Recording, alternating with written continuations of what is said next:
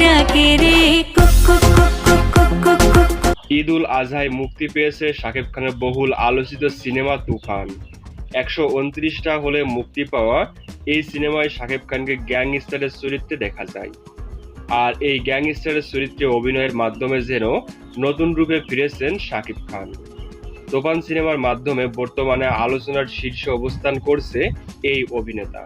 কিন্তু তুফান সিনেমায় শাকিব খানের ছোটকালের চরিত্রে অভিনয় করে আলোচনায় এসেছে এই ছেলে।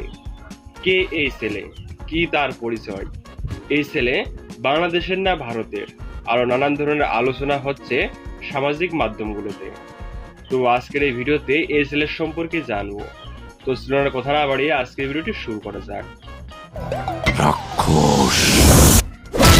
শাকিব খানের ছোটকালের চরিত্রে অভিনয় করা এই ছেলের নাম সমৃদ্ধ পাল। এই ছেলেটি ছোট পর্দার একজন জনপ্রিয় ক্ষুদে অভিনেতা। সমৃদ্ধ পাল তার স্কুল জীবন শেষ করেন শ্রী নৃপেন্দ্রনাথ ইনস্টিটিউশন থেকে এবং তিনি বর্তমানে রবীন্দ্র ভারতী ইউনিভার্সিটিতে পড়াশোনা করছেন। এই ছেলের বয়স 22 বছর। তিনি ভারতের কলকাতার বাসিন্দা। সমৃদ্ধ পাল প্রথমে আলোচনায় আসেন ভারতের জনপ্রিয় টিভি চ্যানেল জি বাংলার একটি সিরিয়াল ভুতুড়ে অভিনয়ের মাধ্যমে। এরপরে একাধিক টিভি সিরিয়ালে অভিনয় করেছেন, কিন্তু বড় পর্দায় অভিষেক তুফান সিনেমার মাধ্যমে এবং প্রথম সিনেমায় ফাটিয়ে দিয়েছে।